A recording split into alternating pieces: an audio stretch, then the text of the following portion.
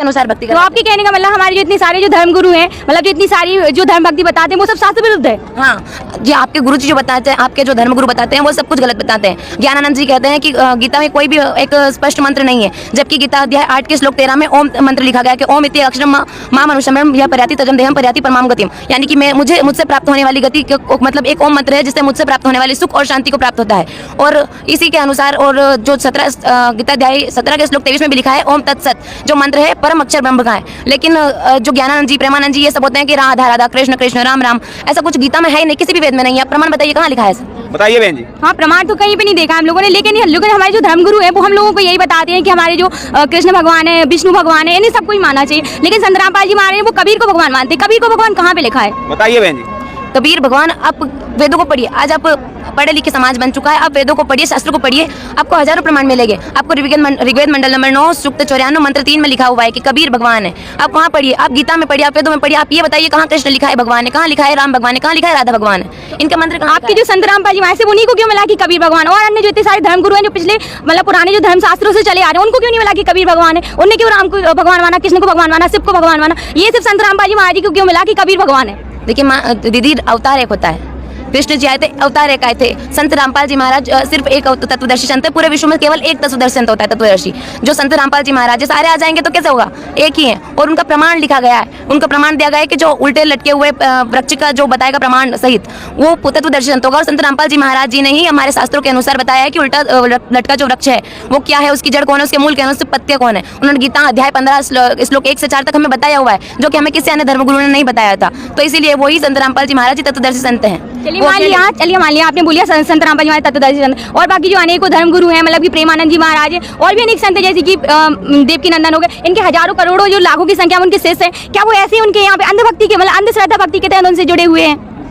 देखिए दीदी, आप कभी उनके सत्संग सुनिएगा, उनके प्रवचन सुनिएगा, वो ऐसी बात करते हैं कि बहू अगर तुम्हारी शादी हुई है तो तुम्हारी सास के पैर दबाओ, वो अगर इस तरह से सब्जी बनाती है तुम इस तरह से बनाओ। आप एक बार बता दिए किसी संत ने अगर आपको गीता के उंगली रख के बताया हो, हमारे संत रामपाल जी महाराज गीता वेदों पर 2-2 बार उंगली रख के बताते हैं कि यहाँ पे ये लिखा हुआ है। कोई धर्मगुरु नहीं बताता कि कहाँ पे क्या लिखा हुआ है, वो ही इसीलिए ही वो असली संत है। और हम पढ़े लिखे समाज है, हमें समझना चाहिए। इतने सारे हैं, वो कभी सोचते क्यों नहीं? मुझे समझ में नहीं आता क्यों नहीं सोचते। जब आज पढ़ा लिखा समाज हो गया है, उन्हें समझना चाहिए कि ये जो धर्मगुरु है वो शास्त्र विनुत के, क्या हमारे वेदों को हम बस लाल कपड़े में लपेट के रखने के लिए वेद है? ऐसे ही सागर मंथन हो गया। उनको पढ़े, उनको जाने, उनके समझे, उसके बाद तत्वदर्शी संत की खोज करें और फिर भक्ति करें। चलिए, हम आपकी बात मानते हैं कि हम लोगों ने अपने वेदों को नहीं पढ़ा, गीता को नहीं पढ़ा, उसमें लिखा होगा। चलिए, हम आगे घर जाके जो है देखेंगे, इसका मतलब शोध करेंगे और मतलब बाद में पता चलेगा कि मतलब संत रामपाल जी महाराज जो बताते हैं वो सही है या नहीं है। ठीक है। बहन जी ने कहा है कि हम भी संत रामपाल जी महाराज जी का सत्संग सुनेंगे, उस पर विचार करेंगे और संत रामपाल जी महाराज जी का ज्ञान समझेंगे। तो अब आपका क्या कहना है, क्या आप भी संत रामपाल जी महाराज जी का सत्संग सुनेंगे? जी बिल्कुल सुनेंगे, क्योंकि हमें संत रामपाल जी महाराज की ज्यादातर बातों का प्रूफ मिला है और हमें हर बात में उन्हें क्लियर किया है कि ये बिल्कुल सच है। तो हम बिल्कुल इस सत्संग को घर जाकर सुनेंगे और इस बात पे सोचेंगे। और कौन कौन सुनेगा? आप भी सुनेंगे? हाँ, हम भी सुनेंगे और अगर सच्चा निकले, संत रामपाल जी महाराज सच्चे निकले तो हम औरों को भी बताएंगे कि नाम दीक्षा ले लो और इस टाइप से भक्ति कर लीजिए। आप? हाँ जी, हम भी सुनेंगे सत्संग। आप संतुष्ट हैं बहन जी? हाँ जी संतोष। आप?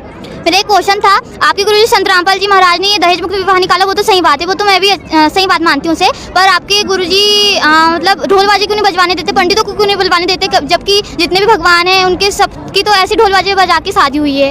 इन्होंने एक और नया सवाल खड़ा कर दिया है कि संत रामपाल जी महाराज ढोल बाजे बजाने के लिए मना करते हैं शादियों में। आप क्या कहना चाहेंगे? जी सर जी, आजकल क्या है कि आज की पीढ़ी टीवी ज़्यादा देखती है। आज की पीढ़ी में टीवियों में जो बताते हैं उसको सच मान लेते हैं। सिर्फ टीवियों पे जो देखा होता है वो सच नहीं होता। टीवी पर तो जो बम होता है उसको ऐसे मुंह से निकाल के फेंक देते हैं, जो कि असली है नहीं। टीवी पे तो कुछ भी दिखा देता है। आपको टीवी को देख के कुछ तो नहीं बोलना है। आप शिव पुराण में बताइए, आप विष्णु पुराण में बताइए, किसी पुराण में किसी प्रमाण को बताइए कि ऐसे ढोल बाजा बजा के उनका विवाह हुआ है। ऐसा कुछ नहीं हुआ है। दुर्गा जी ने तीनों जो देवता हैं, ब्रह्मा विष्णु और शिव जी, तीनों को ये कहा था कि ये तेरी पत्नी, ये तेरी पत्नी और ये तेरी पत्नी। इतने से में ही उनका विवाह पूर्ण हो चुका था।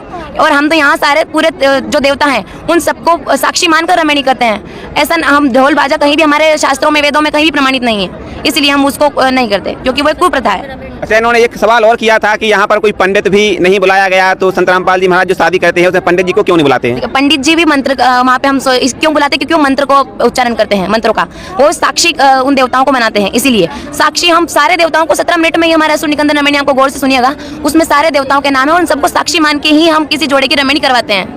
तो इन्होंने बहुत ही अच्छा जवाब दिया है संत रामपाल जी महाराज जी के बताए ज्ञान के आधार से। अब और आप क्या कहना चाहेंगे? क्या आप संतुष्ट हैं? जी तो क्या आप भी संत रामपाल जी महाराज जी का सत्संग सुनेंगी? जी, मुझे भी ये सब जो इन्होंने बताया वो सब अच्छा लगा। मैं भी प्रमाण को देखूंगी और फिर संत रामपाल जी से दीक्षा लूंगी। दोनों बहनों का शंका समाधान लगभग काफी हद तक हो गया है और इन्होंने ये स्वीकार भी किया है कि संत रामपाल जी महाराज जो ज्ञान बता रहे हैं वो प्रमाणित है। हम घर जाएंगे, संत रामपाल जी महाराज जी का सत्संग सुनेंगे, संत रामपाल जी महाराज जी की पुस्तक को पढ़ेंगे और अगर हमें संत रामपाल जी महाराज जी का ज्ञान समझ में आ गया तो हम भी संत रामपाल जी महाराज जी से नाम दीक्षा लेकर के अपना कल्याण कराएंगे। वीडियो यहीं पर समाप्त की जाती है।